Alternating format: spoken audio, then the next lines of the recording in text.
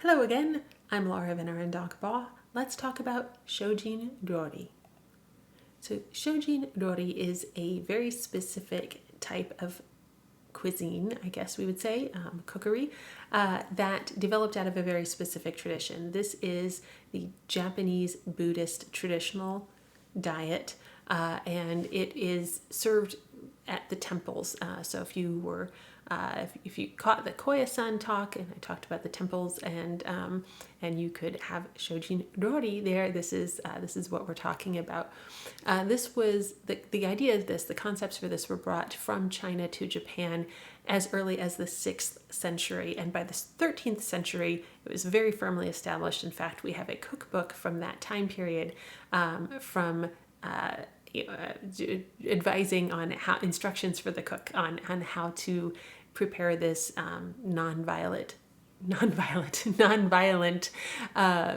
way of cooking. So this is not just preparing food with the concept of ahimsa or nonviolence toward living things. This is also cooking as a spiritual practice to nourish your soul as much as your body. And so you're preparing your body for hard work and for meditation, and you're learning to be present in the moment, even during mundane tasks such as cooking. So with that said, let's jump in. So you can translate this a couple of ways, and it's usually comes through as devotion cooking or reflection cooking, and so it is the style of food and presentation that is meant to be about the Buddhist concepts of being in the moment and being reflective. It is generally a vegan cuisine. There are a few exceptions in some schools that will allow dairy, that it would not be allowed in others or in traditional thought. Originally, dairy wasn't even really an option in the Japanese diet. There wasn't a lot of dairy product available, so no one had to make that judgment call. Again, some schools today consider dairy to still be a nonviolent practice. Some are completely vegan. If you are partaking of Shojin Ryori and you are of a vegan lifestyle, then you may just want to ask and make sure that there's not any of that in there. So, as I said, it entered Japan in the 6th century, and it just was developed along with the Buddhist schools that came in with Chinese teachings. Now, I'm not going to go through the complete list of things it does not have, because that sounds very restrictive and horrible. But, it's not going to have meat. It's not going to have fish. And you're not going to have really strong disruptive flavors. So much of the Buddhist thinking was that if you had garlic or onions or leeks or something like this, that would actually disrupt your meditation later. So you didn't want to put that into your body when you were eating. So when it's prepared, it's not supposed to be prepared with plastic or with modern tools. You're supposed to be really taking care of your tools. So they can be wooden tools or steel tools or something that requires a little more maintenance. You need to be taking care of those. That's part of your practice. You need to be conscious about what you're doing, not just throwing something in a machine and walking away. So there's a lot of principles that go into this.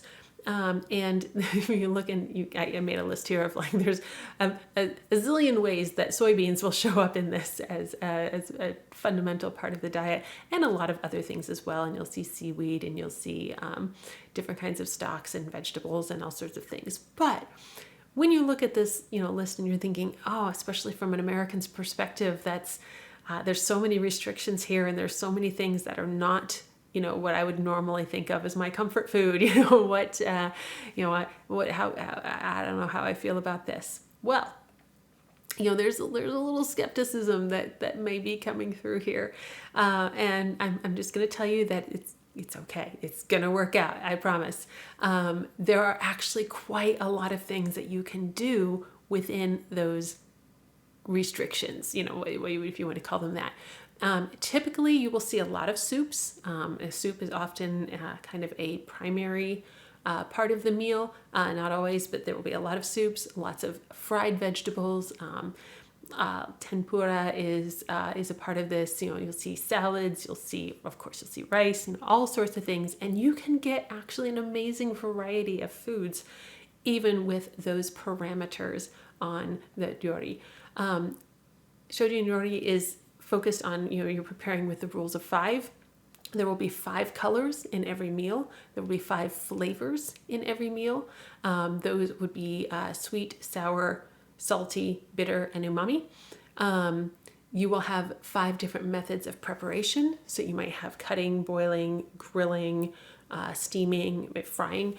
And there's a focus on using seasonally appropriate foods. Of course, if you're on a mountain temple in the 9th century, you're not going to be, you know, flying in bananas from somewhere, right? So you've got, you know, attention to what can I use that will be available at this time, and really very, very minimizing of any waste. So you're going to use every part of this vegetable, and you're going to use it in a way that maximizes its value. So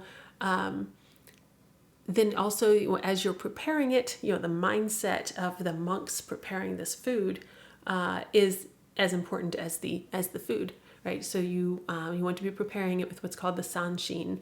So that would be the daishin, where you're having an open mind, you know, as you're working. The kishin, having a very good attitude as you're working, and the roshin, you're having positive attitude and good feelings toward other people.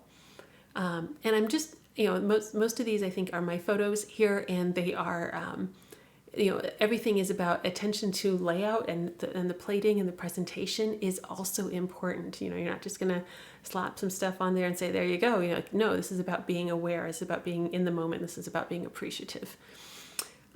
So as you're sitting down with this, if you are staying at one of those Buddhist temples or something, and so you are having this meal that the monks have prepared for you, there is not going to be a shortage of food. You are even as a person with a typical American diet, I was really challenged to finish all of my meals every time. You're going to take your time and experience this meal. You're not going to just shovel it in, because again, this is about being in the moment and being appreciative. It's not going to be a 4-hour process, but you're going to appreciate the presentation, and you're going to appreciate the foods. There's going to be hot foods and cold foods and all of this. And remember, in Japan, it is rude to leave food on your plate. And you know, you don't want to be unappreciative of something, especially with Shojin Ryori, which is all about mental attitude. So my advice: pace yourself.